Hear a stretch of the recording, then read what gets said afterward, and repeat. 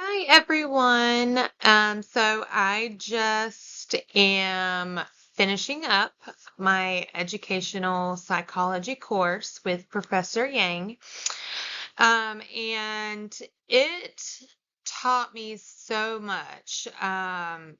So much, in fact, that I got to make a video and I got to tell you about this amazing class and all the things that I've learned and how beneficial this class has been for my teaching career and all the information that I can take with me.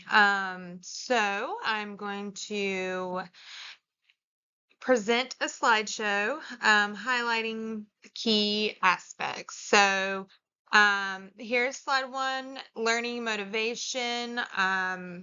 Basically what this course meant the most to me as is the learning how to motivate my future students of wanting to learn and wanting to engage and basically just have the best overall learning experience in my class.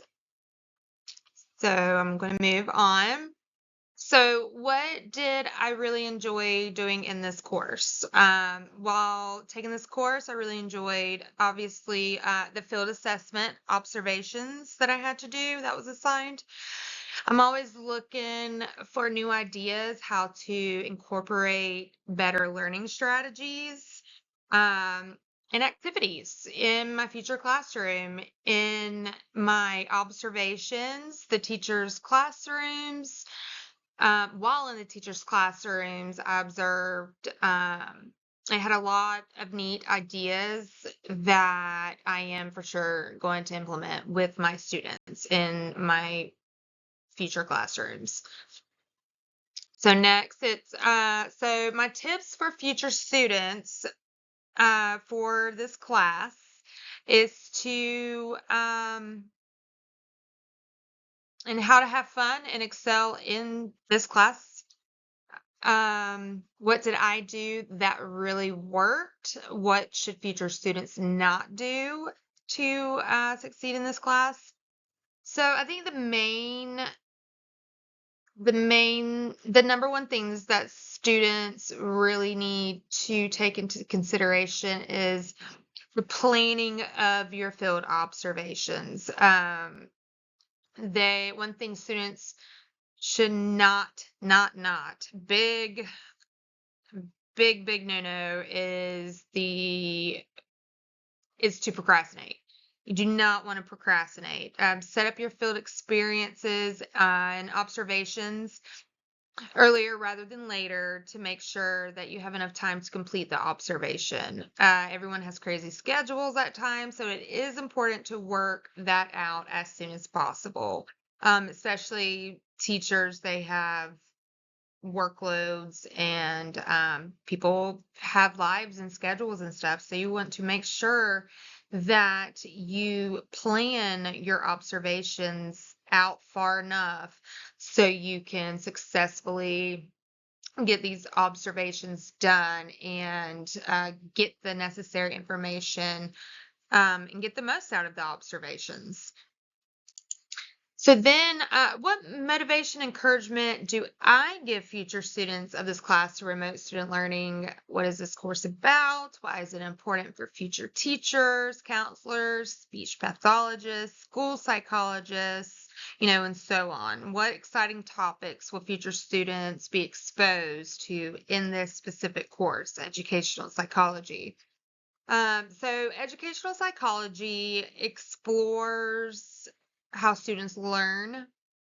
It focuses on cognitive, social, and emotional factors that influence learning in an educational setting.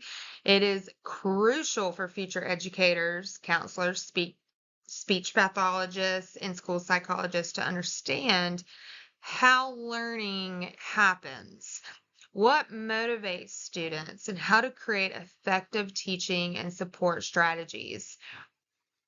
Other important skills that are taught include diverse learning styles, effective teaching methods, and developmental theories. These skills all have the same goal in mind, which is the goal of improving educational practices and, of course, student outcomes. We all want our students to do great, to succeed, to do their absolute best. That's what we aim for. So what makes this course valuable and beneficial for future students? So another reason what makes this course so valuable is the teaching of different learning styles of students. It gives you examples how to accommodate students that prefer working in group settings and group-centered activities, as well as students that prefer working individually. You will have both types of students, and it's very important that you notice and recognize and try your best to accommodate these students, because there are different ways of learning and different ways that students prefer learning, or how they learn something specifically. And on this next slide, the different learning styles. So there are many, many, many different learning styles, but I'm going to talk about the main two that I think is really important. So there are social learners. These students thrive in group settings, benefiting from discussions and collaborative activities. They love working in groups, collaborating. That's how they effectively learn. That's what they enjoy. And then there's individual learners, which they prefer solitary, independent study and self-reflections, which is great. That was my preferred way of learning when I was in high school. I preferred working independently.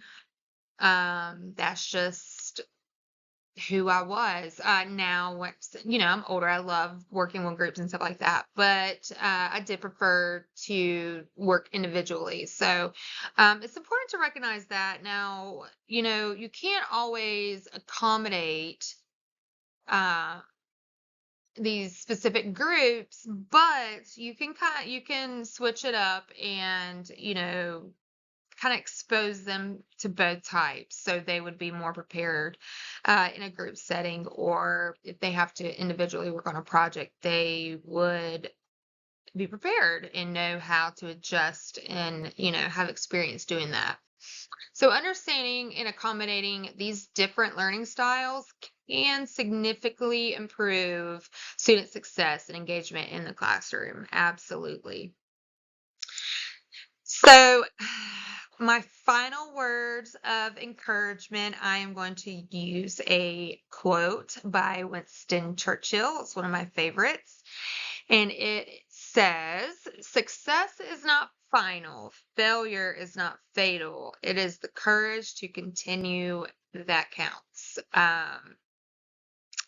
And that says it all. Encouragement is very important, especially to your future students. And to if you decide to take educational psychology, good luck. It is very informative. I had a lot of fun doing it, and I challenge you to take this course. It's great. Thanks, everyone. Bye.